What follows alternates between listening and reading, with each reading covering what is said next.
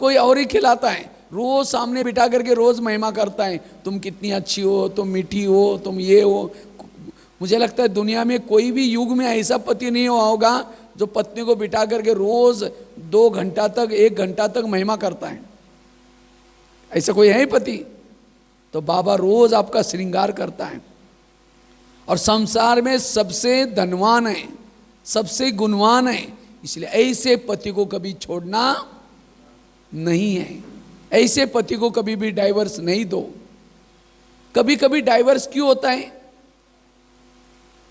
समझो अगर उसकी सास झगड़ा लो है तो क्या होता है, कभी कभी अगर पति अच्छा है तो बहू क्या बोलते हैं, अरे ये तो बुढ़िया है, कभी मर जाएगी, जाने दो, एडजस्ट करके चलती। इसी तरह आज बाबा इतना अच्छा, अगर कोई ब्राह्मणों में खटपट होती है तो हमें ब्राह्मणों से क्या लेना देना, बाबा तो अच्छा है ना। इसीलिए बाबा कहते हैं औरों से रूठो लेकिन मेरे से कभी भी नहीं रूठो।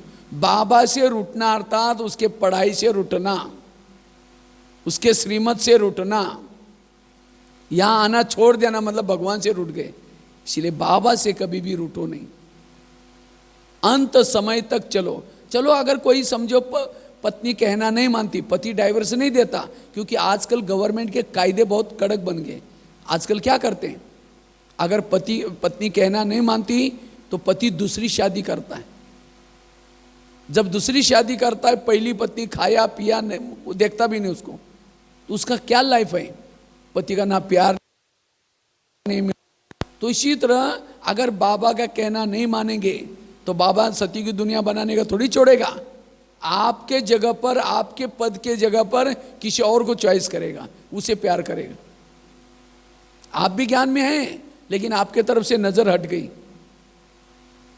इसलिए कई भाई बहन क्या बोलते हैं, जब हम पहले ज्ञान में आए थे ना, हमारा योग बहुत अच्छा लगता था, बाबा का प्यार मिलता था, लेकिन अभी पता नहीं बाबा प्यार ही नहीं कर रहे हैं। इसका मतलब उसने दूसरी शादी कर दी,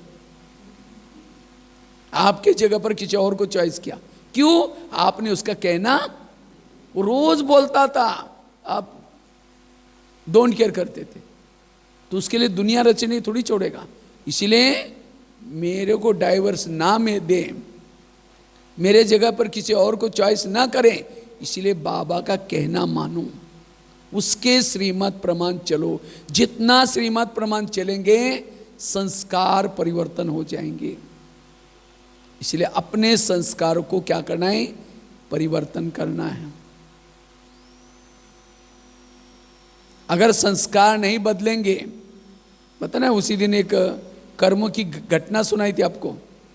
अगर हम अभी ब्राह्मण बन करके कोई गलत संस्कार में हो जाते हैं, ये का 1000 गुना बन जाता है, क्योंकि प्राप्ति भी कितनी है।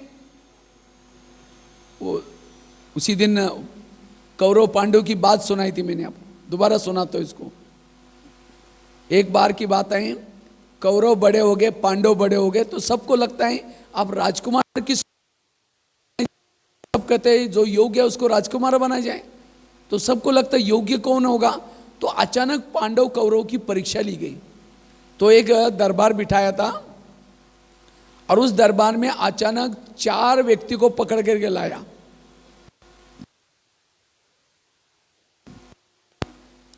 तो सबसे पहले प्रश्न पूछा दुर्योधन को, अगर तुम राजकुमार बनोगे, तुम्हारे सामने ऐसी कोई केस आएगी, तुम उसको क्या सजा दोगे। इन 4 लोगों ने मिलकर के एक व्यक्ति का मर्डर किया है। तो दुर्योधन जोश से उठता है, अच्छा मर्डर क्या है, इन 4 के भी गले काट दो, मर्डर करो, मर्डर का बदला मर्डर। कहा कि अच्छा ठीक है बैठो।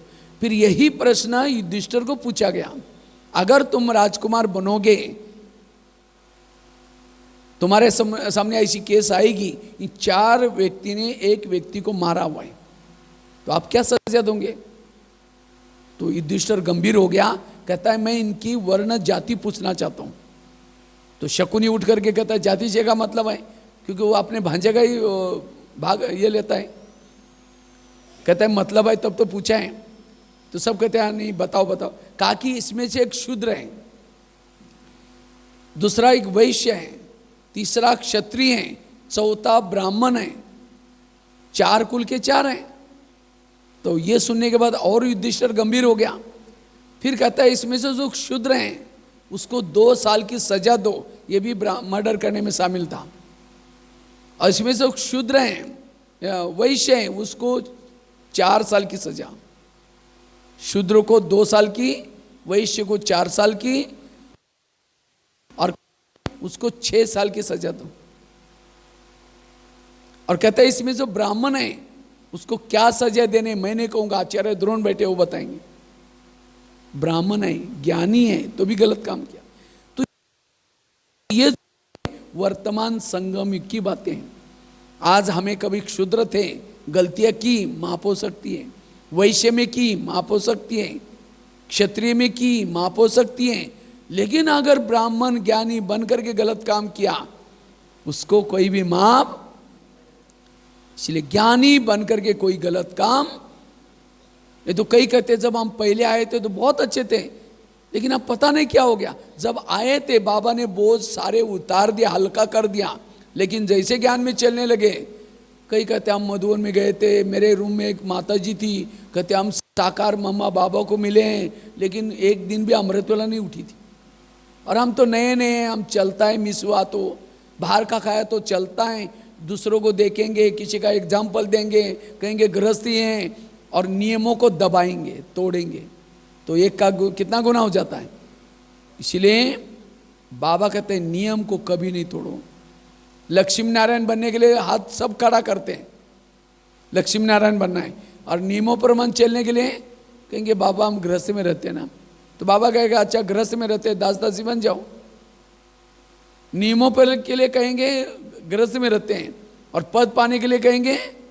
इसलिए चाहे गृहस्थी में हो, चाहे हमें नियम प्रमाण चलना है, और जो नियमों को फॉलो करता है संस्कार बदलेंगे। तो संस्कार परिवर्तन करना है, उसके लिए अलग अलग युक्तियां बताई थी। पहली युक्ति कौन सी सुनाई?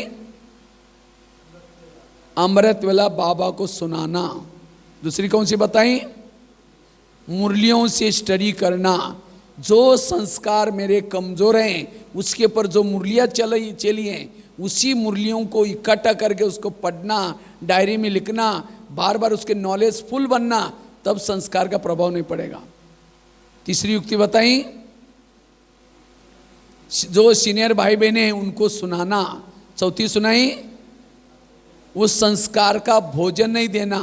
पांचवी बताई, बिजी रखना अपने आप को। छठी बताई, आत्म अभिमानी की तपस्या करना। सातवीं बताई, सोमानों के अभ्यास करना। आठवीं बताई, श्रीमत के लिए दृढ़ प्रतिज्ञा करना। नवीं बताई, जो चीज अच्छी लगती है, जो स्थिति अच्छी लगती है उसके डीप में जाना। और 10वीं बताई, ज्वाला स्वरूप योग।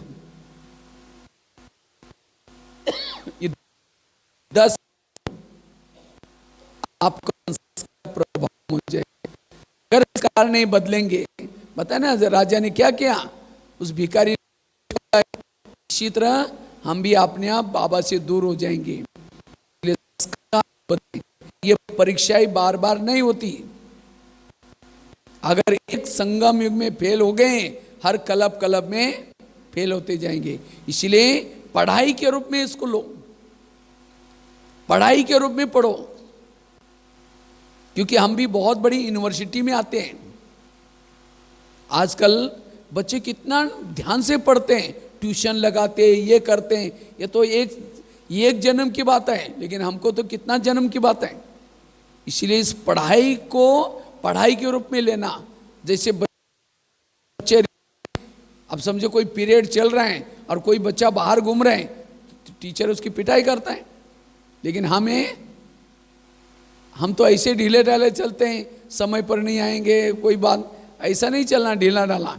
एकदम पढ़ाई की तरह, जैसे स्कूल कॉलेज में जाते थे, ऐसे हमें समय पर आना, समय पर बातें करना, और तब जाकर के अच्छी तरह मार्क से पास होंगे। ठीक है, तो संस्कार परिवर्तन। तो अभी हम 10 मिनट योग करके फिर बाद में आधा घंटा और चर्चा करेंगे। ठीक है, ओम शांति। तो अच्छी तरह सभी बैठेंगे, कमर सीधी करके।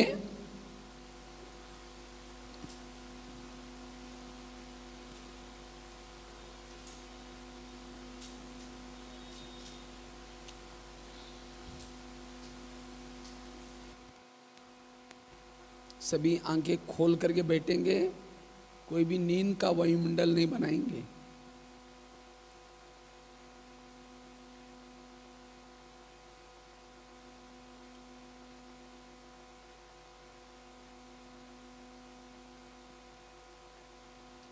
सभी अपने अपने भ्रुकुटी में आत्मा के स्वरूप में स्थित रहेंगे।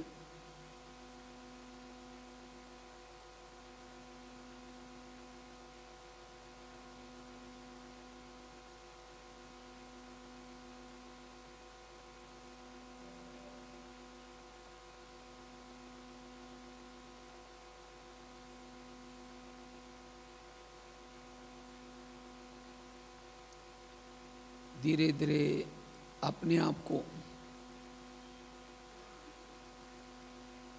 मूल वतन में,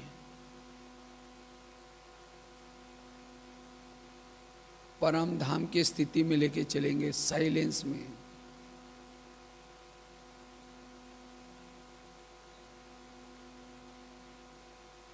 मैं आत्मा मूल वतन में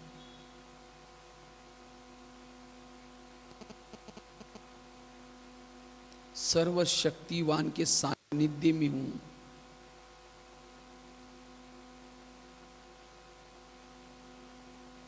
अनादि स्वरूप में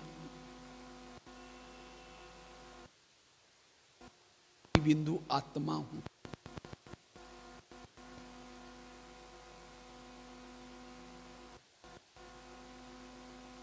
शांति धाम में हूं।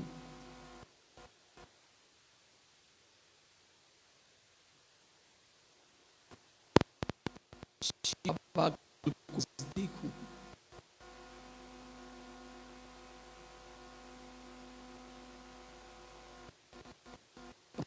चमकती हुई ज्योति हूं।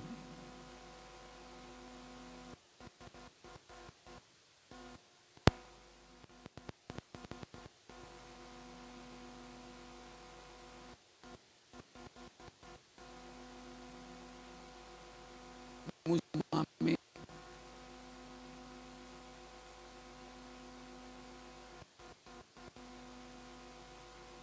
दैवी संस्कार और संस्कृति भरी है।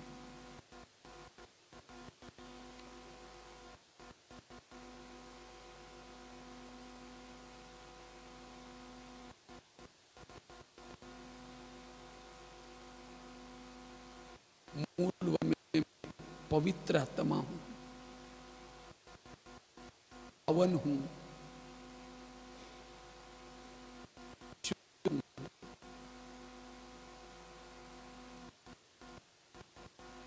पवित्रता के सागर के साथ हूं।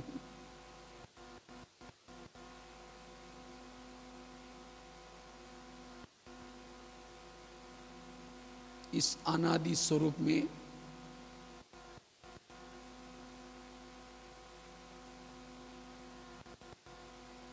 मैं मास्टर सर्वशक्तिवान के रूप में हूं।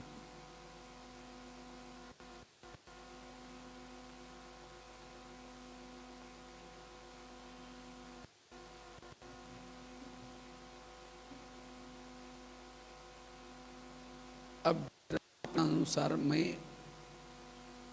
इस मूल वतन से धीरे धीरे अपना आदि स्वरूप का पाठ बजाने के लिए सृष्टि का आदि स्वरूप का सुख प्राप्त करने नीचे धरती पर उतर रही हूं।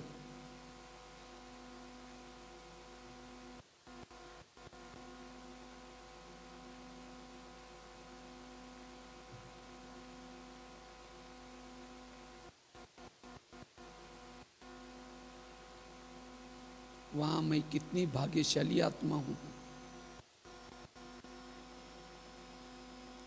सृष्टि के आदि स्वरूप का सुख मुझे प्राप्त है।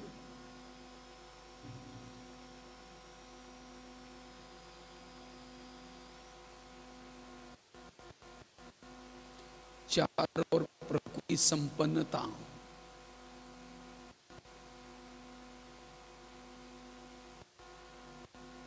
साधन और सुविधा से मैं संपन्न आत्मा हूं।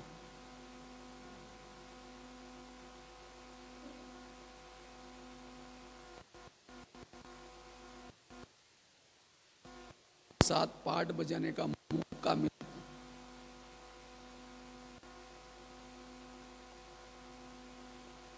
इस आदि स्वरूप में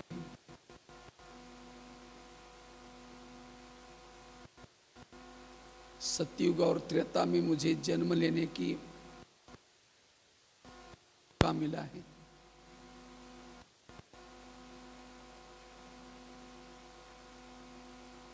मैं एक जन्म का अनुभव करते दूसरा जन्म लेती हूं।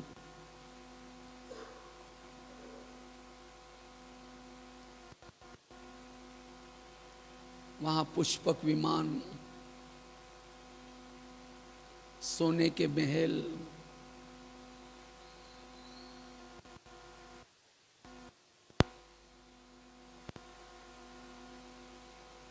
सतो प्रधान सृष्टि,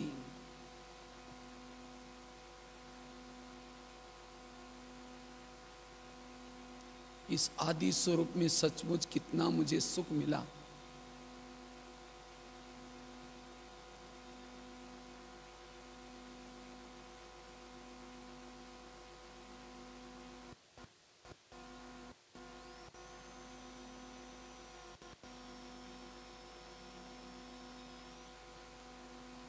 कंचन काया शरीर में मैं आत्मा हूं।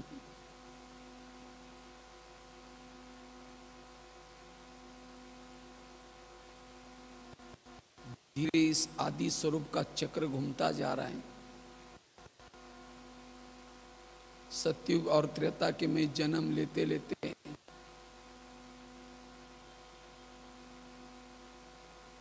अब धीरे धीरे मैं पूज्य स्वरूप का अनुभव करने के लिए जा रही हूं।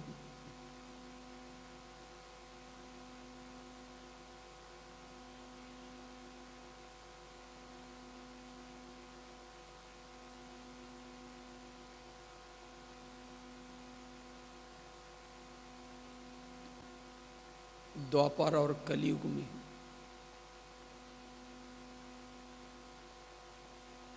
भले मेरी मूर्ति छोटी है,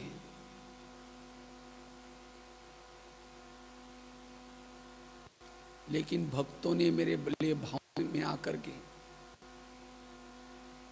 कितना मंदिर बनाया।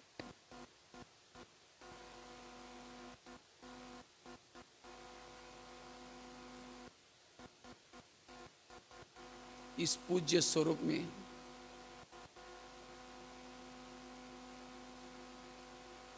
मैं डबल बजा रही हूं।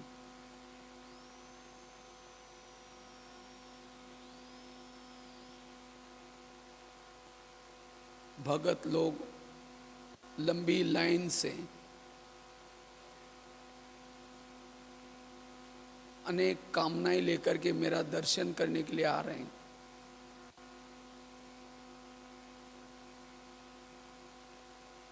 अनेक समस्या लेकर के आ रहे हैं।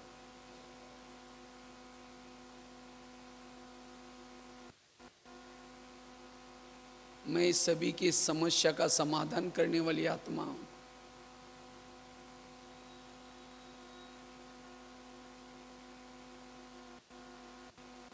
सभी को वरदान दे रही हूं।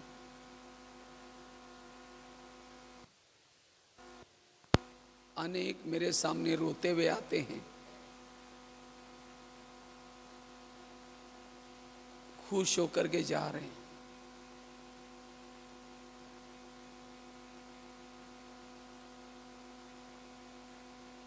ये पूज्य स्वरूप सचमुच कितना प्यारा है।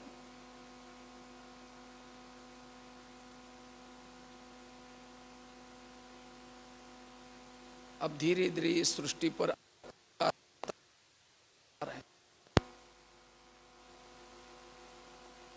कलयुग का अंतिम समय आ गया।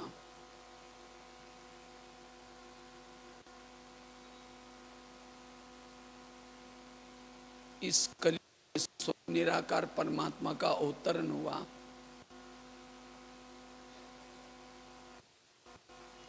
इतनी बड़ी बेहद की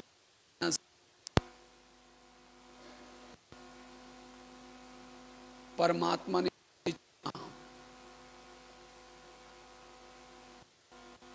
और मुझे ब्राह्मण बनाया। वाह, मैं कितनी भाग्यशाली आत्मा हूं। ये मेरा ब्राह्मण स्वरूप कितना प्यारा है।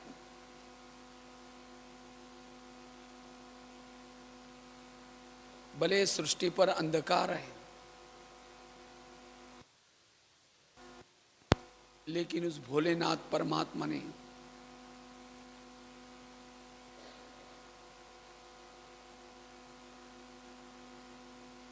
ज्ञान के डमरू बजा बजा करके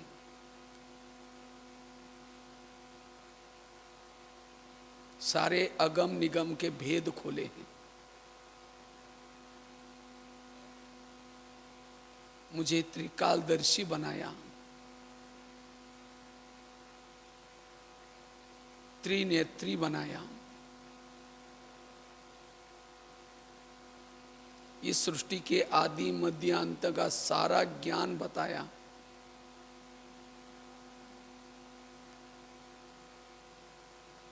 स्वयं परमात्मा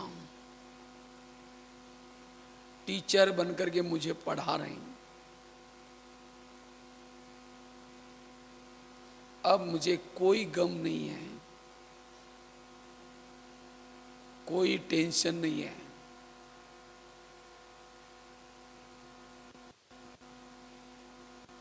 मैं बिल्कुल हल्का हूं।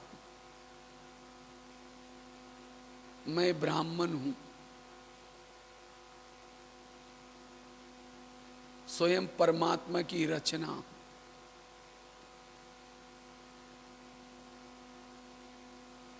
मैं इस संसार के वृक्ष की जड़ें हूं।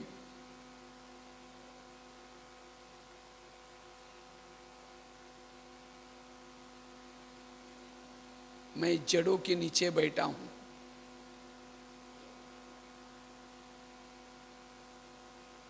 इस कल्प वृक्ष की जड़ें हूं।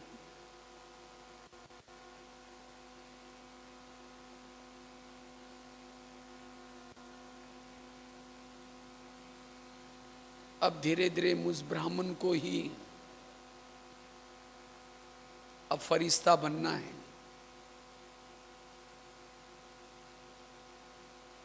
सचमुच में एक फरिश्ता हूं।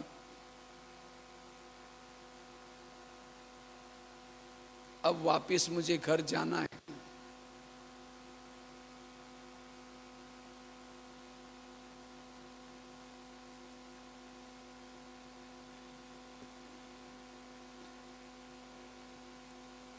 जिस घर से मैं 5000 साल पहले आया था, अब मुझे वो घर पुकार रहे हैं। शिव बाबा मुझे लेने के लिए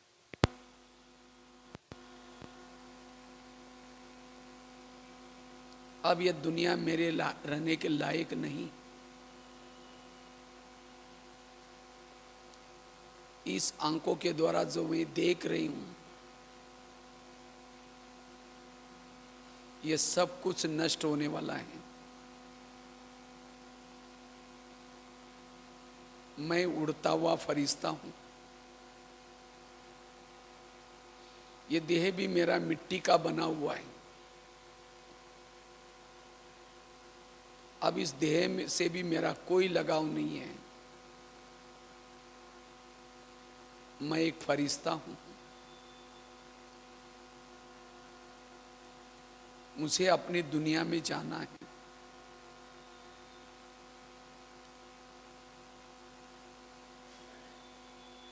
मैं फरिश्ता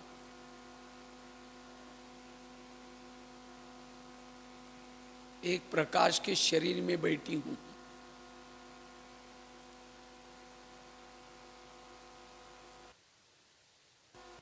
लाइट माइट फैला रही हूं।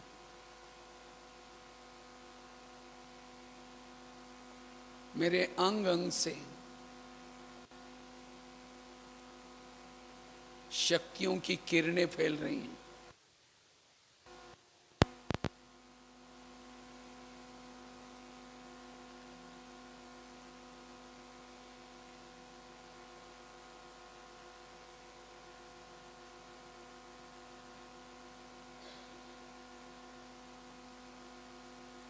मैं फरिश्ता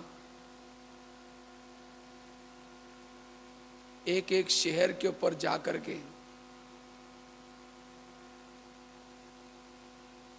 सभी मानव जाति को संदेश दे रही हूं।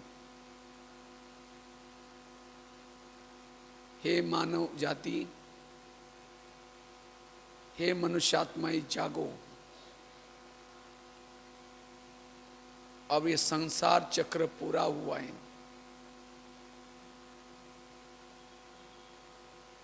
सबको वापिस घर चलना है।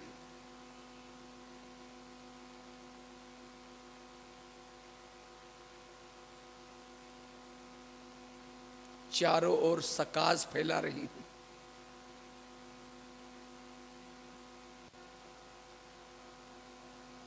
वाइब्रेशन फैला रही हूं।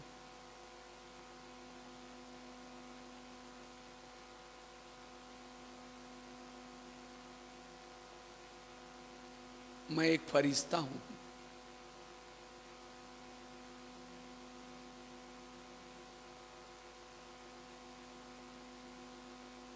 मैं फरिश्ता अव्यक्त वतन में जाती हूं, जहां फरिश्तों का राजा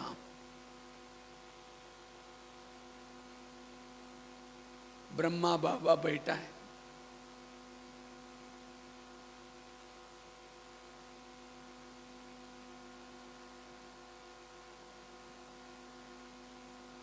मैं फरिश्तों के महफिल में जाता हूं।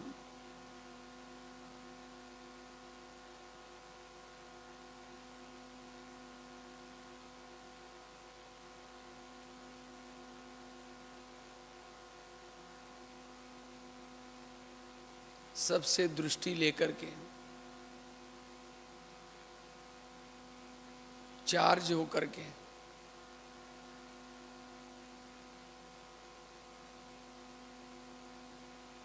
फिर इस धरती पर आकर के चारों ओर शक्तियां फैलाता हूं।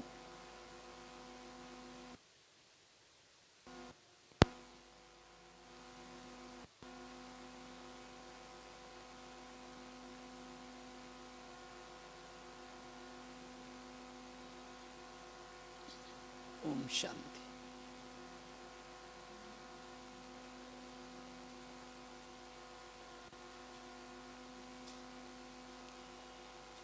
इस तरह से ये 5 स्वरूपों का अभ्यास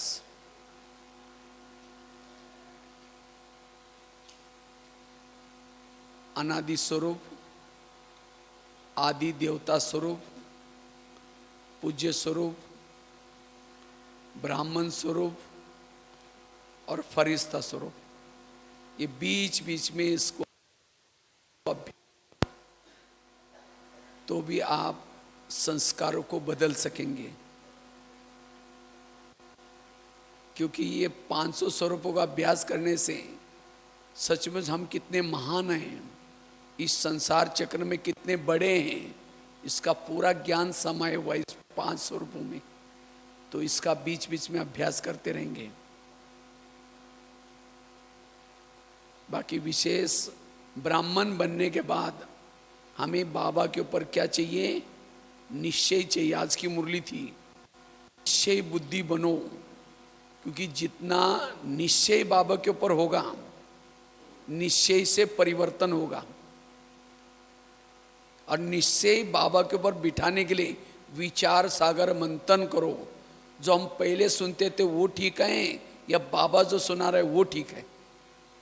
नहीं तो कई भाई बहने यहाँ भी आएंगे, मंदिरों में भी जाएंगे, भजन भी करेंगे, उपवास भी रखेंगे, दोनों नौका में पांव रखा हुआ है, ना इधर के ना उधर के, ना राम के ना रावण के। इसलिए एक तरफ निश्चय रखो और निश्चय रखने के लिए विचार सागर मंथन करो। क्योंकि संगम युग में जो घटनाएं होती हैं उसके त्योहार बनते, वार बनते, रीति बनते, रिवाजे बनते हैं। वैसे तो आज कौन सा वार है? शनिवार। सप्ताह का सबसे पहला वार कौन सा होता है? सोमवार। सोमवार मतलब परमात्मा शिव इस सृष्टि पर आकर के सभी को सोम रस पिलाता है। सोमवार किसका वार है? शिव बाबा का वार है। सबसे पहले आकर के सोम रस पिलाता है। कहते सोम रस पीने के लिए देवताएं भी तरसते हैं। तो आप लोगों ने पिया सोमरस? सोमरस मतलब 7 दिन का कोर्स का ज्ञान। मैं कौन हूँ, मेरा पिता कौन है, मेरा घर कहाँ है, आपस में हम कौन हैं, ये सृष्टि चक्र क्या है, ये 7 दिन का ज्ञान, इसको कहते सोमरस। और जो ये सोमरस पिएगा उसका प्रभु से मंगल मिलन होगा। इसीलिए सोमवार के बाद कौन सा वार आया? मंगलवार। क्योंकि परमात्मा कौन है, वो कहाँ रहता है, हम कौन है, ये सारा ज्ञान हो गया। इसलिए जब तक सोमरस नहीं पिएंगे तब तक मंगल मिलन नहीं होगा। इसीलिए सोमवार के बाद कौन सा वार आया? मंगलवार। और जिन्होंने प्रभु से मंगल मिलन मनाया, सोमरस पिया, उसकी बुद्धि विशाल हो जाती है, बेहद की हो जाती है। नहीं तो पहले क्या होता था, मेरे बच्चे, मेरा घर, मेरा परिवार। अब नहीं, सारी दुनिया ही हमारी है, सब हमारे भाई बहने हैं, जाति धर्म सारा कुछ भूल गए। इसलिए बुद्धि विशाल हो गई। इसलिए तीसरा दिन बुधवार, जिसकी बुद्धि विशाल हो गई, जिसने मंगल मिलन मनाया, जिसने सोमरस पिया, उसको सद्गुरु प्रसन्न हो जाता है। इसलिए चौथा दिन सद्गुरुवार है। और जिसको सद्गुरु प्रसन्न हो गया, असंभव बातें संभव हो जाती हैं। पाना था सो पालिया, कुछ बाकी नहीं रहता, क्योंकि सद्गुरु प्रसन्न हो गया। हमारे पास सद्गुरु हैं, साथ में रहता है, नीचे नहीं क्या है।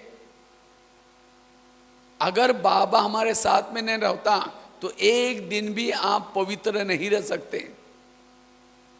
साइंस वालों ने क्या कहा है, अगर कोई ब्रह्मचर्य का पालन करता है उसके दिमाग में ऊर्जा जाएगी, वो पागल हो जाएगा बोलते।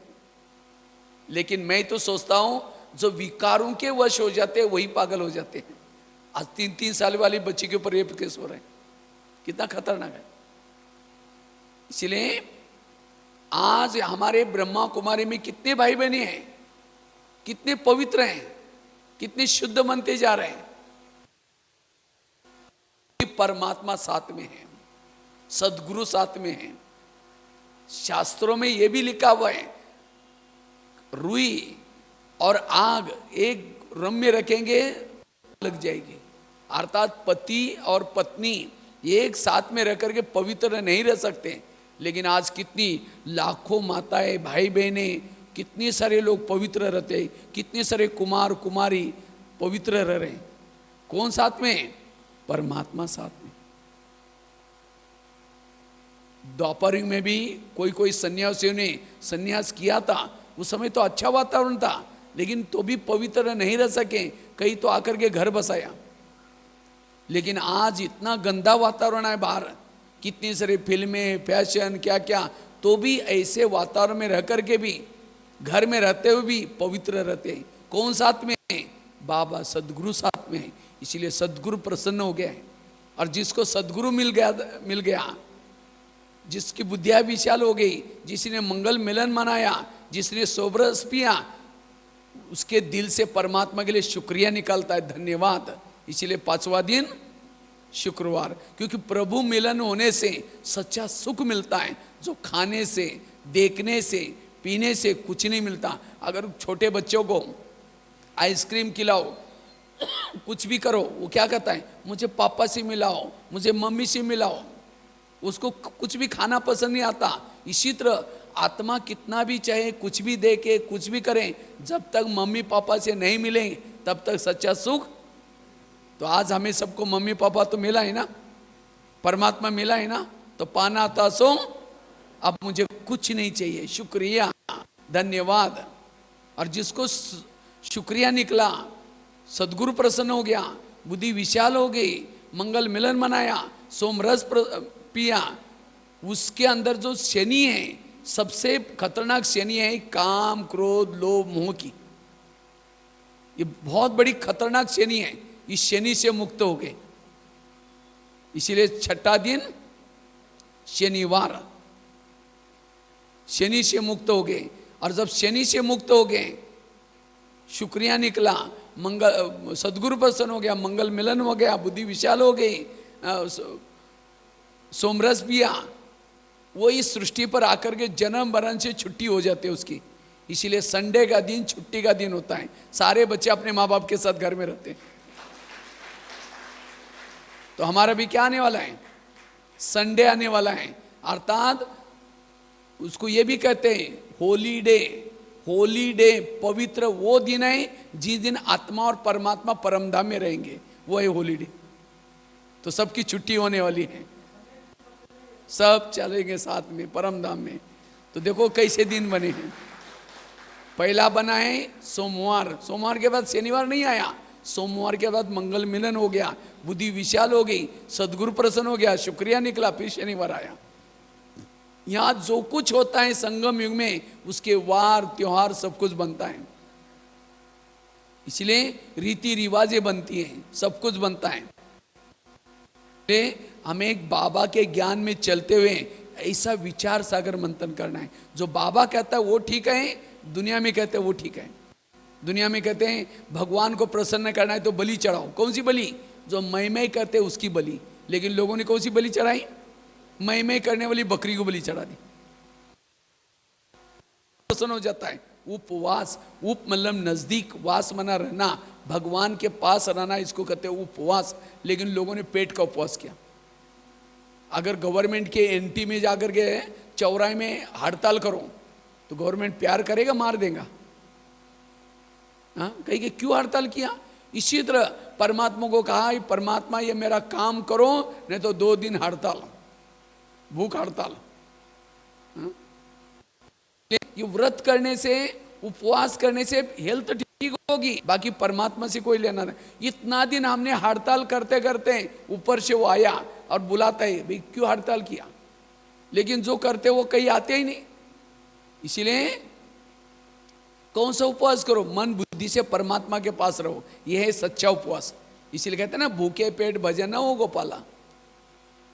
कहते हैं भगवान को प्राप्त करना है तो घर का त्याग करो। कौन सा घर? शरीर आत्मा का घर है। शरीर के भान को छोड़ो, सारे विकारों का प्रॉब्लम, समस्या का प्रॉब्लम देह का भान है। इसलिए देह का भान छोड़ो, जैसे ओरिजिनल आत्मा के रूप में रहो, ये घर का त्याग करना। कहते हैं भगवान को प्राप्त करना है, जैसे लक्ष्मी घर घर में आते, कब आते हैं? लाइट लगाते हैं, तो लाइट लगाने से लक्ष्मी आई? लक्ष्मी आते हैं उल्लू के ऊपर, उल्लू को तो लाइट में दिखता ही नहीं। फटाका बजाएंगे तो उल्लू घबरा करके कहीं और चला जाएगा। तो कौन सा दीपक जलाओ? आत्मा का दीपक जलाओ। मन के अंदर जी ईर्ष्या करना, नफरत खत्म करो, तब घर घर में लक्ष्मी आएगी। कहा कुछ किया कुछ। एक सेठ जी थे, उनका घर सामने था, सामने मकान था, बीच में रोड था। तो सेठ जी एक बार बीमार पड़ा। सेठ जी ने अपने बेटे को बुला करके कहा, बेटा मैं तुम्हें 3 बातें करोगे, तुम मेरी से भी बड़ा सेठ बन जाओगे। कहा कि तुम छांव में जाना और छांव में आना। दूसरी बात सुनाई, तुम मीठा खाना और मीठा खिलाना, सेठ जी बनेगा। तीसरी बात सुनाई, तुम देते रहना, किसी से कुछ नहीं लेना, इसे क्या बनेगा? सेठ जी बनेगा। तो 3 बातें करने के लिए बोला। तो पिताजी कुछ दिन के बाद शरीर छोड़ के चले गए। तो बेटे को याद आता है, पिताजी ने मुझे 3 बातें सुनाई। तो क्या करता है, घर से लेकर, सामने घर था, बीच में रोड था और सामने दुकान था। तो उन्होंने क्या क्या, छांव में जाने के लिए टीन का सेट डाल दिया, दुकान से लेकर के घर तक पतरा डाल दिया, छांव में जाना और आने के लिए। रोज मिठाई बना करके खाता है और सबको खिलाता है, क्योंकि बाप ने कहा था कि मीठा खाना और खिलाना। और तीसरी बात बताई थी, देते रहना, किसी कुछ नहीं लेना। तो उसके घर में कोई भी आता है, किसको टेबल देता है, किसको चेयर देता है, कंबल देता है, क्योंकि बाप ने कहा देते रहना। और ये सब किसी लिए कर रहा था? सेठ जी बनने के लिए। तो कुछ साल के बाद क्या हो गया, छांव में जाने से, कभी भी दिन में 12-1 बजे कभी भी जाता है, हमेशा छांव रहेगी, क्योंकि पतरा डाला था। तो दुकान से बंद देकर के दुकान में आने वाले बंद हो गए। तो मीठा खाने से शुगर पेशेंट हो गया। रोज मिठाई खुद भी खाता है, दूसरों को भी खिलाता है, पैसा भी लगता है उसके लिए। और देते रहने से उसके घर में जो भी चीजें सारा खत्म हो गया, घर खाली हो गया। तब एक दिन उस बच्चों को याद आया, पिताजी ने कहा तुम सेठ जी बनेगा, मैं तो सेठ जी बना ही नहीं, और ही कंगाल बीमार हो गया। तो अपने दोस्त के पास गया, कहता है दोस्त मुझे पिताजी मर गए, मरते मरते धोखा देके गए, मरे। कहा कि क्या धोखा दिया? कहा कि मरते उन्होंने 3 बातें सुनाई, और तुम सेठ जी बनेगा करके कहा। कहते कौन सी? छाँव में जाओ, मीठा खाओ, दे तो। कहते तुम क्या किया? कहता मैंने टीन का शेड डाल दिया छाँव में जाने के लिए, मिठाई बना कर खाया और खिलाया, देते हुए राखी से कुछ नहीं लिया, मैं सेठ जी तो बना ही नहीं। अरे कहता कि तुम्हारे पिताजी ने बहुत अच्छी बातें बताई थी, अगर तुमने उसको सही रूप में करता तुम सेठ जी बन जाता। पिताजी ने यह कहा था कि छाँव में जाना अर्थात दिन निकलने से पहले दुकान में जाना। लेकिन उसने क्या किया? दिन निकलने से पहले जब जाएंगे क्या होते हैं, दिन डूबने के बाद, जब दिन डूब जाएगा तब दुकान बंद करके आना, मना छाँव में जाना, मना जल्दी जाना और देरी से दुकान बंद करके आना, बीच में जाना आना नहीं, तो क्या बन जाता हूं। कितनी अच्छी बात बताई थी, लेकिन उस बात को समझा नहीं, टीन का शेड डाल दिया, छाँव में गया और छाँव में आया। देते रहना, तुम इतनी कमाई करो जो कर्जा किसी से नहीं, ऐसा काम करो, ना किसी को कर्जा दो, ना किसी से पैसा उधार लो, देते रहना, किसी से कुछ नहीं लेना। भले कर्जा दो, पैसा दो, लेकिन किसी से कुछ लेना नहीं। कितनी अच्छी बात बताई। उसने चीजें देता रहा, किसी से कुछ नहीं लिया, बात को उल्टा किया। मीठा खाओ और खिलाओ, तुम्हारे दुकान में जो भी आएंगे उन सब के साथ मीठा अच्छा, अगर मीठा आएंगे सारे लोग तुम्हारे पास आएंगे, तुम्हारा दूध अच्छा चलेगा। कितनी अच्छी बात बताई, समझा ही नहीं उसने। क्या किया? मीठा और खिलाया, बात को उल्टा किया। इसी तरह शास्त्रों में, ग्रंथों में परमात्मा ने हमारे लिए बहुत अच्छी बातें बताई। बलि चढ़ाओ, उपवास करो, घर बार का त्याग करो। हमें ना कोई समझाने वाला मिला, ना समझने वाले, और हमने वो करते गए, बातों को उल्टा किया, फायदे के बजाय घाटे में। इसलिए इस बातों को समझना, इसलिए कहते हैं शब्दार्थ, यथार्थ, भावार्थ। लेकिन कई बीके भाई बहने क्या करते हैं, ज्ञान में आने के बाद भी ज्ञान के बातों को भी उल्टा करते हैं। समझो बाबा कभी मुरली में कहते हैं, बच्चे तुम आत्मा भाई भाई समझना, समझो पति पत्नी ज्ञान में चले तो पत्नी पति को कहते भाई जी चलो जल्दी क्लास में, नहीं तो मुरली पूरी हो जाएगी। अगर यही कोई बात पड़ोसनी सुनेगी तो कहेंगे अरे ये तो अपने पति को भाई जी बोलते हैं। और कभी जाकर के उनको ज्ञान सुनाओ, हमारा ज्ञान बहुत अच्छा है, आप चलो ना, कहेंगे हमको टाइम ही नहीं। उनको टाइम है, आने की इच्छा है, लेकिन उनको लगता अगर इनके ज्ञान में चलेंगे, जैसे इन्होंने अपने पति को भाई जी बनाया, वैसे हमें भी पति को भाई जी बनाना पड़ेगा, इसलिए कभी नहीं आएंगे। तो ये क्या होगी? डिसर्विस। इसीलिए कई भाई बहन यहाँ आने के लिए डरते हैं, आने के बाद भाई बहन बनाना पड़ता है। बाबा का भाव ये नहीं कि अपने पति को भाई जी बोलो, जो बोलते वो बोलो, दृष्टि वृत्ति भाई के समान बनाने के लिए बोलिए।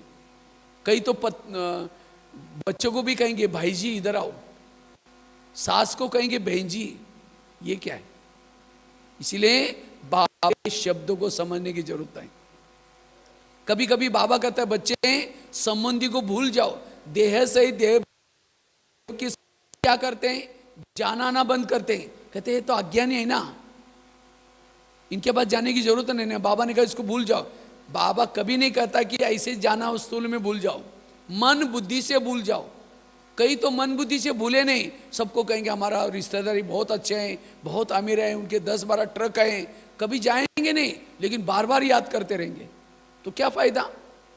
अगर कभी जाएंगे, उनको ज्ञान सुनाएंगे, हमारा ज्ञान बहुत अच्छा, आप चलो ना, हमको टाइम ही नहीं।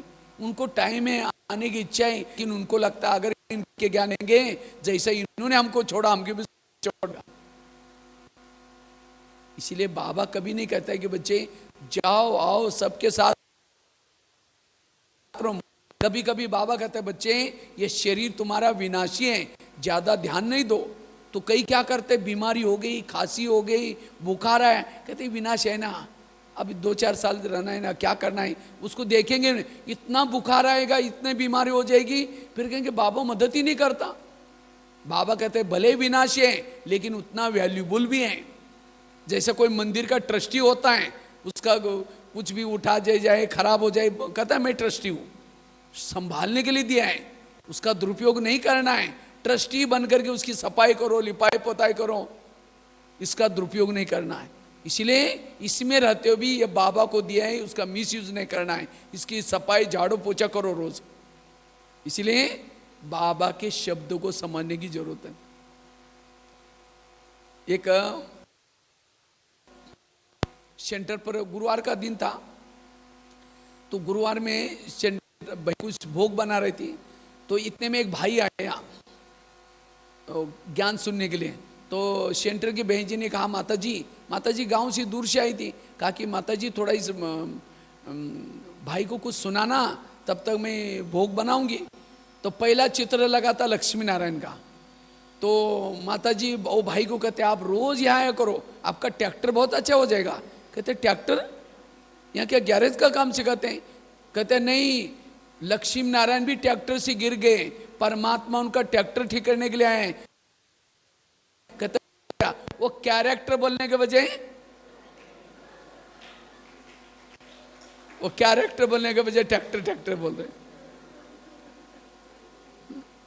एक माता जी मेरे पास आई, कहते मेरे बेटे को भी आपके जैसे सिलेंडर बनाना है। हमने कहा हम सिलेंडर थोड़ी है गैस। तो कभी कभी हम शब्दों को क्या करते हैं, जैसे उसी दिन कहा ना, एक भाई ज्ञान में चलता था, 2-3 साल ज्ञान में चलता था, होटल में गया और समोसा मंगाया। समोसा मैदे को बेल करके आलू भरते, सिंगाड़ा बोलते हैं, और 1 किलो समोसा मंगाया, मैदे का छिलका फेंका, आलू खा रहा था। तो मैनेजर ने बोला आप ये मैदा पसंद नहीं करते? कहता पसंद तो करता हूँ, लेकिन आजकल मैं ब्रह्मा कुमारी आश्रम में जाता हूँ, उन्होंने कहा कि बाहर का नहीं खाना, इसीलिए बाहर का निकाल करके अंदर का खा रहा हूँ। बाहर का मतलब दूसरे का हाथ का बना हुआ खा रहा। कभी कभी हम ज्ञान को क्या करते हैं, अर्थ का क्या करते हैं, अनर्थ करते हैं। इसीलिए बाबा कहते बच्चे शब्दार्थ ज्ञान यथार्थ। इसीलिए कृष्ण को भी, कृष्ण तुमने कहा था जब जब धर्म की ग्लानि होगी तब मैं आऊंगा, लेकिन नहीं आना, क्योंकि आप किसी भी गोपिकों के पास मटका नहीं है, हर एक के घर में पानी आता है। अगर तुम किसी की मटकी तोड़ेगा, किसी को छेड़ेगा, सभी गोपिके के पास व्हाट्सएप है, तुमको पुलिस स्टेशन जाना पड़ेगा। और आजकल गोपिका कोई नहाने के लिए तालाब में नहीं जाते, हर एक के पास बाथरूम है। तो वास्तव में कृष्ण को कितना ये लगाया। कहते कृष्ण जब नहाने के लिए गोपिका जाती थी, वो मुरली बजाता था और सभी की वस्त्र चुराता था।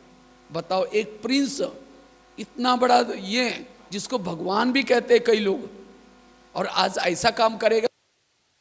बच्चे कहेंगे अरे कृष्ण ने भी किया, हमने किया, गलत तो नहीं हुआ। तो वास्तव में ये भी क्या है, एक तालाब है। यहां हम ज्ञान स्नान करने के लिए आए। जैसे आजकल बिहार में क्या करते, वो कोई त्योहार होता है उनका, छठ पूजा। छठ पूजा में कहते हैं वो सवेरे से तालाब में जाते हैं, नंगे पाँव, दिन निकलने से पहले जाते हैं और जा करके वहां स्नान करते हैं। वास्तव में संगम युग का घर है। तो हम सवेरे सवेरे अशरीरी बन करके यहाँ आते हैं और आकर के ज्ञान स्नान करते हैं, दिन निकलने से, सत्युग आने से पहले। ये है वो स्नान। ये सब यादगार बन जाते हैं, त्योहार बन जाते हैं। इसलिए जब हम यहाँ स्नान करते हैं तो परमात्मा क्या करता है, मुरली, जो मुरली है, मुरली किसे बनती है, वो भी बांस की मुरली है। और ये कागज भी किसे बना है, बांस का बना हुआ है।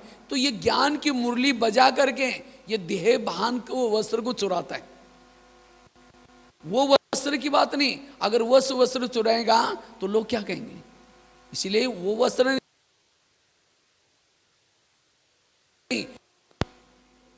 ये ठीक है। इसलिए बाबा कहता है ऐसे चिंतन करो, जो बाबा कहता है वो ठीक है, या दुनिया में करे वो ठीक है। इसलिए जब ऐसा मनन चिंतन करेंगे, 3 सेनाएं, एक कौरव, पांडव, तीसरा यादव, तीनों बिना तैयार है। पांडव अर्थात परमात्मा प्रीत बुद्धि वाले, कौरव अर्थात परमात्मा को जानते हुए भी गलत काम कर रहे हैं, जानते हुए भी अंधा, मतलब पता है कि महात्मा आया है, डोंट केयर करके अपने मोह माया में उसमें यादव अर्थात जिसके पेट से मुसल निकला, अपने कुल का नाश किया, मिसाल बनाना। तो हम कौन सी सेना में हैं? पांडव में। जब युद्ध होने से पहले कृष्ण कहता है देखो भाई, कौरव का कोई अगर हमारे में है तो भी अभी भी जाता है, अगर उधर की सेना में हमारा कोई अभी भी आ सकता है, तो इसी तरह यहां भी कोई अगर कई कई तो क्या करते, क्यों आते हैं? हमारी पड़ोस नहीं जाते इसलिए हम भी चलते हैं थोड़ा, इसीलिए नहीं आओ, भगवान पढ़ा रहे हैं। यहां कोई बहने नहीं आपको सुना रहे हैं, स्वयं परमात्मा कह रहे हैं, इसलिए वही असली।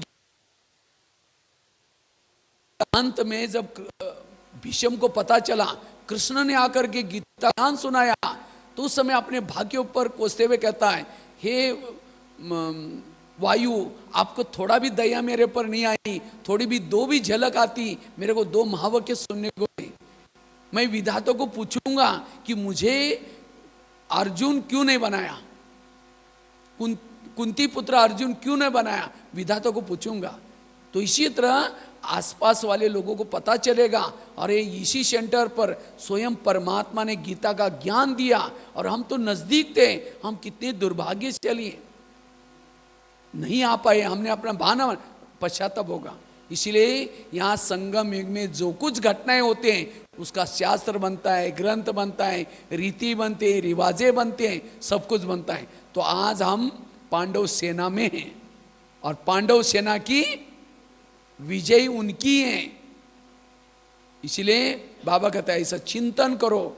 आज वही देवी देवता, जिस देवी देवताओं को लोग मंदिर में पूज रहे हैं, आज वही गंगा का मेला यहाँ लगा हुआ है, देवी देवता चैतन्य। कितने भाग्य चले, आज देवी देवताओं को देखने के लिए लोगों को कितना तरसते हैं।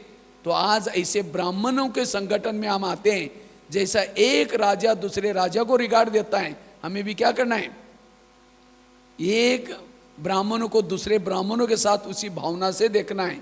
ब्राह्मणों की कभी भी कमजोरी नहीं देखनी है, हर एक विशेष आत्माएं, महान आत्माएं, इस भावना से देखना है।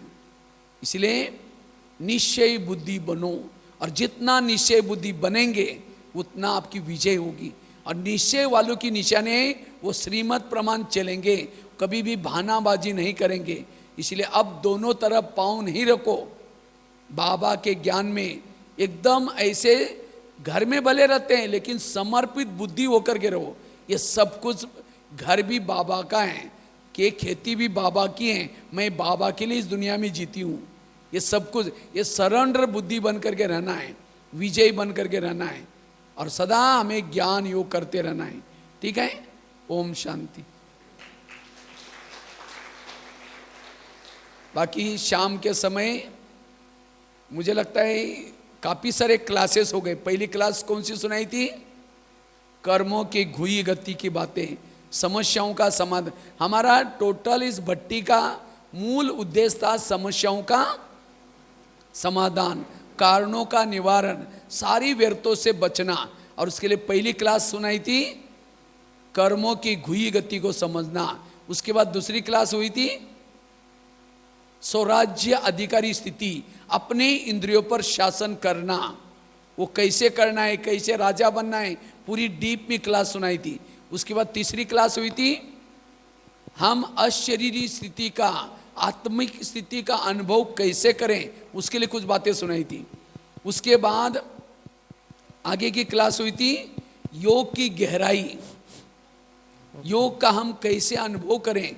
उसके बाद शाम क्लास हुई थी समस्याओं का समाधान, कारणों का निवारण कैसे करना है, उसके पर क्लास थी। 5 बातें सुनाई थी, ड्रामा की बात, जो हुआ अच्छा वो बात। उसके बाद गधे वाला एग्जाम्पल सुनाया था, रोज खिड़की को साफ करने वाली बात सुनाई थी, और निगेटिव को पॉजिटिव बना, 5 बातें उसमें भी सुनाई थी।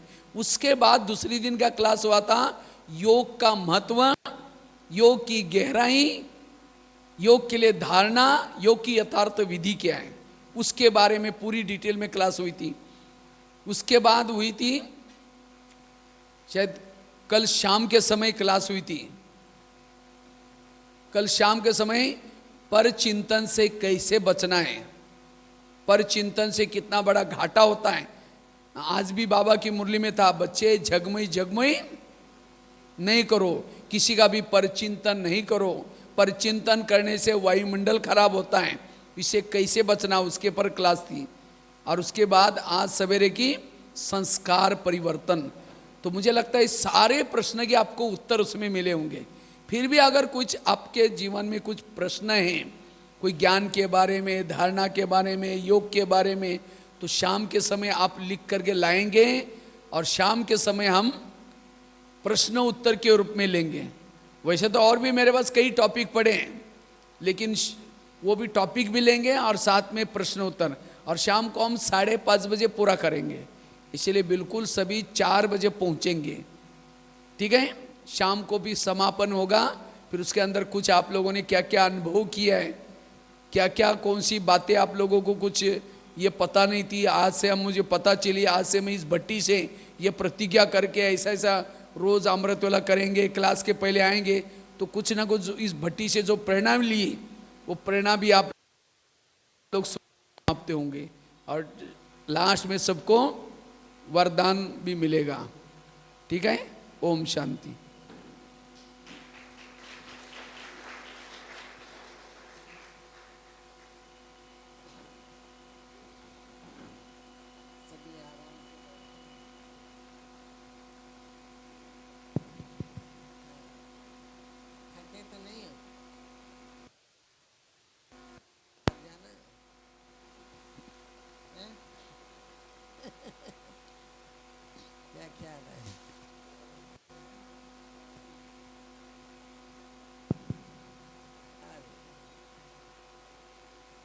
सब ऐसे बैठे हैं जिसे आप उठेंगे नहीं, जाम हो गए, इतना इनको अच्छा लग रहा, बहुत अच्छा लग रहा ना। सब बैठ गए चुपचाप शांत, सब आत्मा के स्वरूप में स्थित हो गया। ऐसे ही दिखाई दे रहा है, इसीलिए देह का भान भी भूल गया, सब भूल गया। जहाँ भगवान बैठा हो, जहाँ भगवान का बच्चा बैठा हो, भगवान अपने बच्चों को अपने जैसा ही बनाता है। भगवान को तो कोई नहीं जानते हैं, लेकिन भगवान के बच्चों को की सभी पूजा कर रहे हैं, सभी मान रहे हैं, सभी चल रहे हैं, सब आत्माएं बैठी हैं। बाबा के बच्चे बाबा के महावाक्य सुनने के लिए और बाबा के बच्चों को देखने के लिए कितने लालयतों के सब बैठे हैं। भूखे होंगे ना, खाना वाना बनेगा कि नहीं आज घर में आपके? आत्मा का भोजन कर लिया, अभी शरीर का भोजन अब खाना नहीं खाएंगे, भोजन नहीं करेंगे, बहुत अच्छी बात शरीर है। का भोजन तो जन्म जन्मांतर के करते रहे, आत्मा का भोजन तो संगम युग में मिलता है ना। आज शाम को समापन समारोह का आयोजन होगा, शाम को विशेष भोग लगेगा बाबा को, और विशेष भाई जी को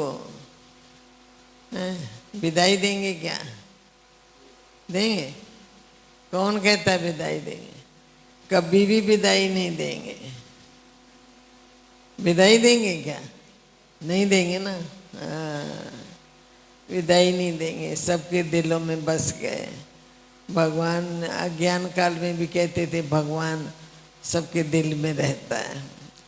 दिल में कैसे रहता है? भगवान के बच्चे भगवान स्वरूप बन जाते हैं और सभी के दिलों में वास करते हैं। ऐसे बाबा ने अपने बच्चे बनाए हैं, ऐसे रतन तैयार किए हैं। ऐसे आप भी संकल्प करो कि मैं भी बाबा का बच्चा बन करके दुनिया का अंधकार दूर करने के निमित्त बनूं, दुनिया को रोशनी दूं, ताकि दुनिया कैसे जानेगी परमात्मा को? दुनिया कैसे जानेगी? आपके माध्यम से ही तो जानेगी ना। जब आप जनाओगे तब तो जानेगी ना कि परमात्मा कौन है। बाकी तो पत्थर पूजा, पेड़ पूजा, सबकी पूजा करते रहते हैं। हमारे पास फतेहपुर में पूजा करती थी तो उसको ये था कि सवेरे सवेरे जा कर के गाय की पूजा करनी है, तो रोज़ सवेरे गाय की पूजा करती थी। क्लास में भी आती थी। तो क्लास में आई एक दिन, सवेरे सवेरे उसको कोई गधा खड़ा था तो उसी की पूजा करने लग गई। उसके मत्थे में जब तिलक लगाने लगी तो भैं भैं करने लगा तो डर गई। तो आके बताने लगी क्लास में। अंधेरा था, जल्दी 5 बजे आई। तो सबसे पहले पंडित ने बताया हुआ था कि गाय की पूजा करनी है। तो वो गधा था और सफ़ेद सफ़ेद उसको गाय नजर आई, उसी की पूजा करने लगी। लेकिन वो क्लास भी करती थी, लेकिन भक्ति पूजा भी करती थी। तो उस दिन बहुत हंसी हुई क्लास में। सुदामा उसका नाम था माता का। तो जानते होंगे, फतेहपुर वाले लोग बैठे होंगे तो जानते होंगे। वो पता नहीं अभी माता है कि नहीं। तो ऐसे कैसे भ्रमित हो जाते हैं, कैसे। अब बाबा ने तो सारी उन बातों से, सभी बातों से मुक्त कर दिया। तू देह नहीं है, तू आत्मा है, तू मैं परमात्मा की संतान है। परमात्मा ने अपना दिव्य दर्शन आकर के आदि देव ब्रह्मा बाबा के द्वारा दिया। सारी पहचान दे दी, सारी सृष्टि चक्र का ज्ञान दे दिया, आदि मध्य अंत की सारी पहचान दे दी, हमारे अनेक जन्मों की सारी पहचान दे दी। तो अब भी अगर हम अच्छा पुरुषार्थ नहीं करेंगे तो फिर कब करेंगे? तो आधा पाँव भक्ति में, आधा पाँव ज्ञान में, इससे भी लाभ नहीं होगा। तो संपूर्णता यानी पूर्णता निश्चय बुद्धि बन कर के मैं आत्मा परमात्मा की संतान हूँ। परमात्मा ने आकर के अपना यथार्थ परिचय मुझे दिया है। उसे यथार्थ परिचय से मैं अपना यथार्थ भाग्य कैसे बनाऊं, उसके लिए प्रयास पुरुषार्थ। सब बैठे हैं, देख रहे हैं। मैं समझती हूँ रोज क्लास करते होंगे सभी भाई बहन जो भी आए हैं। प्रतिदिन रोज दृढ़ संकल्प लो बाबा की मूर्ति। आज देखो ये भगवान ने भगवान बना दिया बाबा को, ऐसा बाबा ने बच्चा बना दिया मुरली से। मुरली से इतना प्यार है इनका भैया का। मुरली लिख लिख करके बताया था कल। देखो कागज धो धो के, गरीबी में भी कागज धुलाई करके भी फिर उस पर फिर दोबारा लिखता था। देखो कितना बड़ा कमाल करके दिखाया। तो अब आपको तो ऐसी कोई गरीबी नहीं है, कोई कुछ नहीं है। इस ज्ञान योग की धारणा, हमारे ज्ञान योग की धारणा जो बनेगी वो कैसे बनेगी? हमारे विचार सागर मंथन से बनेगी और हमारी एक्टिविटी हमारे कर्मों से बनेगी। तो क्लास प्रतिदिन करना। ये जितने भी बैठे हैं रोज क्लास करते हैं क्या? हैं? जो क्लास नहीं करते हैं रोज प्रतिदिन वो हाथ उठाएं। जो नहीं करते हैं क्लास, अभी थोड़ा देखो, सच बोलना तो अच्छी बात है, झूठ बोलना तो अच्छी बात नहीं है। रोज अमृत वेले योग में जाना, ज्ञान की मुरली सुनना है। देखो लोग आज भी दुनिया में रिवाज है कि ब्राह्मण को बुला करके ही उससे कथा सुनी जाती है। ब्राह्मण को बुलाया जाता तब कथा सुनी जाती। तो ब्राह्मण के द्वारा ये ज्ञान का स्नान करना, ज्ञान की कथा सुनना, ये बहुत आवश्यक है। इसलिए बाबा के महावाक्य को प्रैक्टिकल कैसे हम इस्तेमाल करें, यूज़ कैसे करें, इसका लाभ, फिर लाभ की ना सोचो, लाभ तो अपने आप मिलता रहेगा, कोई दिक्कत नहीं है। फायदा अपने आप होता रहेगा। कर्म अच्छे करते जाएंगे तो फायदा अपने आप तैयार होता जाएगा। बैंक में पैसा रखते हैं, ब्याज अपने आप बनता रहता है। तो मैं बाबा की हूँ, पक्का दृढ़ संकल्प करो। मैं आत्मा हूँ, मैं परमात्मा की संतान हूँ। मैं इस धरती पर आई हूँ तो किस लिए आई हूँ? इस धरती को भी पवित्र बनाना है, जीवन को पवित्र बनाना है, परिवार को बनाना है, समाज को बनाना है। हमारे क्या क्या कर्तव्य है, इसलिए इन कार्य में लगना। भारत माता शक्ति अवतार, ये देखो, भारत पिता शक्ति अवतार नहीं कहा, भारत माता शक्ति अवतार कहा है। मैंने बताया था ना, एक दफ़ा कुंभ के मेले में हम लोग गए थे तो साधु संत भी बैठे थे, उन्होंने कहा ये ब्रह्मपुत्रियाँ कहाँ से आ गई, ये इनको तो गुरु पद का अधिकार ही नहीं है, ये गुरु कहाँ से बन गई, इनको गुरु पद की कोई आवश्यकता नहीं है, गुरु पद तो हमारा है। तो ऐसी ही बात करते करते मैंने शायद पहले भी सुनाया था, तो हमने फिर लाखों की जनता थी उस समय, हमने पूछा, आज जनता से हम पूछते हैं और गुरु महाराज जो बैठे हैं आज जगत गुरु शंकराचार्य जी, इनसे भी हम पूछते हैं कि आपने जन्म किसी नारी के पेट से लिया था कि किसी पुरुष के पेट से जन्म लिया था? कहाँ जन्म आपको किसी शक्ति अवतार, ये क्यों गायन है? भारत की माताएं कभी शक्ति रूप बनी होंगी, देश का, समाज का, परिवार का कल्याण किया होगा, तब तो जय जयकार हुई। भारत पिता के लिए नहीं कहा, भारत माता के लिए किया, कि माताओं के पास समय होता है ना ज़्यादा, बाकी भाई लोग तो काम करते ही करते हैं, सब कुछ करते हैं, लेकिन माताएं उसको सफल करती हैं, माताएं उसको उजागर करती हैं। इसीलिए आप लोगों का नाम शिव शक्ति के रूप में गायन है। मैं शिव शक्ति हूँ, शिव की शक्ति हूँ। शक्ति तो पुरुष भी हैं, लेकिन जो चित्र बनाया है भारत माता का, झंडा जो दिया है वो भारत माता के हाथ में दिया है। तो ये झंडा उठाओ, अंत का समय है, समय जा रहा है न, ये पूरा हो रहा है, इसलिए इसको सफल बनाना हाथ में।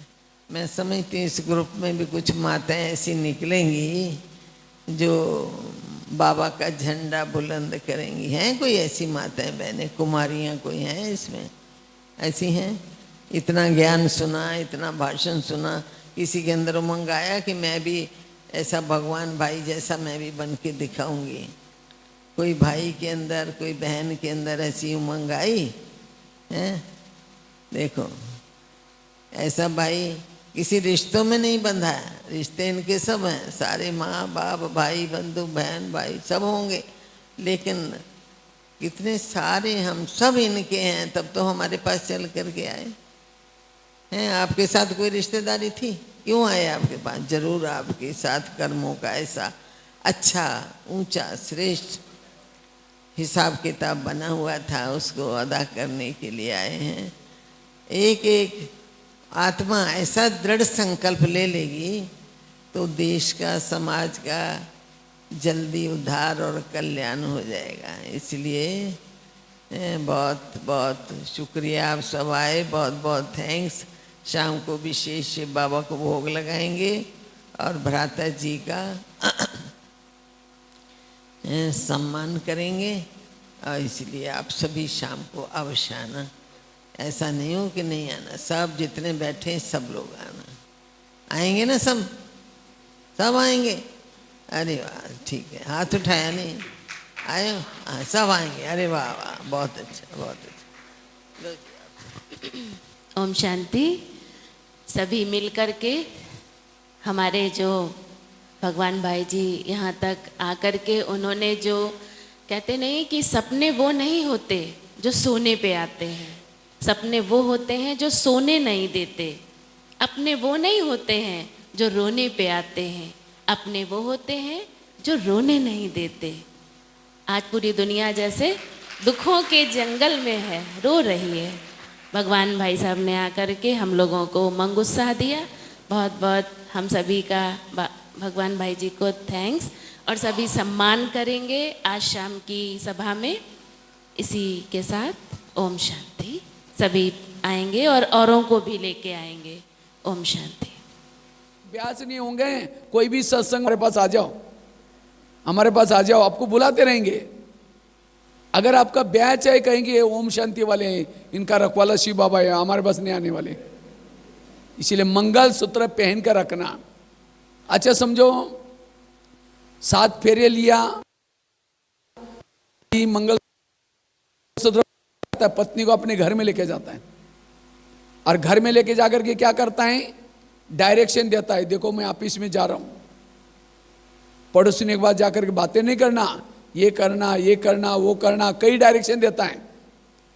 जब शाम को आया तो देखा कि पड़ोसिनी के पास जाकर बातें कर रही, और सवेरे उसको मना किया था तो भी कर रहे, बर्तन तो मांझे ही नहीं, तो दोनों का आपस में क्या हो जाएगा फिर? झगड़ा होते होते कहेगा तुम अपने घर में ठीक, हम अपने घर में ठीक, जिसको आजकल कहते हैं डाइवर्स हो गया। इसी तरह बाबा भी हमें रोज परम धाम से आता है, और ये मुरली क्या है? पति का डायरेक्शन।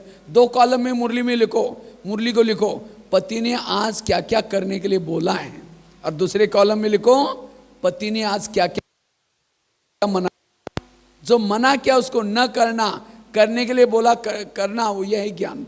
हम क्या करते? जो मना किया उसको करते। जब शाम को योग में बैठेंगे पति का प्यार कैसा मिलेगा? हा? कब तक? अगर आपको रोज वो कहता है और आप उसकी बातें नहीं मानेंगे, एक दिन आएगा वो डाइवर्स देगा। डाइवर्स देना अर्थात ज्ञान से चले जाना। कई भाई बहने ज्ञान से चले गए, क्यों गए? क्योंकि पति ने उसको डाइवर्स दिया। कारण तो कुछ भी बनेगा, सेंटर घर से दूर हो जाएगा, कोई ना कोई किसी की कमी नजर आए, कुछ ना कुछ, लेकिन मूल है परमात्मा ने उसको डाइवर्स दिया। इसलिए इतना सुंदर पति, संसार में सबसे सुंदर है परमात्मा, अगर उसको डाइवर्स लिया कितना बड़ा दुर्भाग्य है। इसलिए ऐसे पति को कभी नहीं छोड़ो। दुनिया में जो पति होता है, ट्रेन में पत्नी के साथ जा रहे हैं, उसका बटवा खींचेगा, उसको थप्पड़ मारेगा, खाना भी इतना खाएगा चावल, और यह पति कभी। इसीलिए आपको आपके गले में वरमाला डाली। जैसे कोई पति जाता है, पत्नी को पसंद करता है, और उसके बाद फिर 7 फेरे लेते हैं दोनों मिलकर के। तो आप लोगों ने लिया 7 फेरे? हाँ, 7 दिन का कोर्स है, क्या है? 7 फेरे। तो 7 फेरे लेने के बाद फिर क्या करता है? मंगलसूत्र पहनाता है। मंगलसूत्र अर्थात बैच। सभी ने पहना है बैच? नहीं पहना मंगलसूत्र, उसकी शादी कच्ची पक्की है। अब मंगनी हुई है, अब शादी होने वाली है। अहंकारी स्थिति चाहिए। तो हमें संस्कारों को क्या करना है? परिवर्तन करना है। इसीलिए ये अभिमान बहुत बड़ा खतरा है। अभिमान से संस्कार और जागृत आते हैं। तो चेक करो अभिमान है या नहीं। निशानी क्या है? अभिमान वालों को अपमान की फीलिंग होती है। अगर मुझे कोई अपमान की फीलिंग होती है, इसका मतलब मेरे अंदर क्या है? अभिमान है। इसलिए अपने संस्कार को परिवर्तन करना। ऐसे हम ज्ञान में चल रहे, योग में चल रहे, बिजी होकर के अगर संस्कार रह गए, लास्ट में वो संस्कार बाहर आने वाले हैं। तो इसलिए अपनी अपनी कमजोरी को परिवर्तन करना। जैसे कोई भी पति पत्नी से प्यार करता है, कब करता है? कब करता है? जब वो पत्नी पति का कहना मानती है। अगर कहना नहीं मानेंगे तो प्यार। आजकल दुनिया में शादी करते हैं, कैसे करते हैं? जोड़ी ढूंढते हैं। अगर पति पढ़ा लिखा है, पत्नी भी कैसी चाहिए? वो भी पढ़ी लिखी चाहिए। अगर पति दिखने में अच्छा है तो पत्नी भी अच्छी चाहिए, नहीं तो उसके दोस्त चिढ़ाएंगे, अरे कमाल है, तुम इतने अच्छे हो और तुम्हारी पत्नी ऐसी गाँव वाली, ये क्या है? इसीलिए आजकल दोस्तों के लोक लाज के लिए क्या करते हैं? जोड़ी ढूंढते हैं। इसी तरह बाबा भी भले भोला है तो भी बाबा क्या ढूंढता है? जोड़ी ढूंढता है। आप कितने भाग्यशाली हैं। इसलिए बैग बोन में बाबा है। इसलिए बाबा कराता है, बाबा ने कराया, मैं कुछ नहीं करता हूं। बाबा, ये हमारे अंदर स्थिति चाहिए और वही विजय बनेंगे। कोई भी प्रकार का अंदर अभिमान ना हो। बाबा कहता है चाहे तो मैं कितना सारा अच्छे अच्छे लोगों को निमित्त बना करके कर सकता हूं, लेकिन तुम्हारा भाग्य बनाना है, इसीलिए तुम्हारा सफल कर रहा हूं। भाग्य बनाने के लिए हमको चांस बाबा यहां ले रहा आपका। इसलिए कोई भी चीज का और कभी सेवा में लगाया मतलब हमारा खर्चा नहीं किया, जमा हो गया, बैंक में डाला। बाबा के सेवा में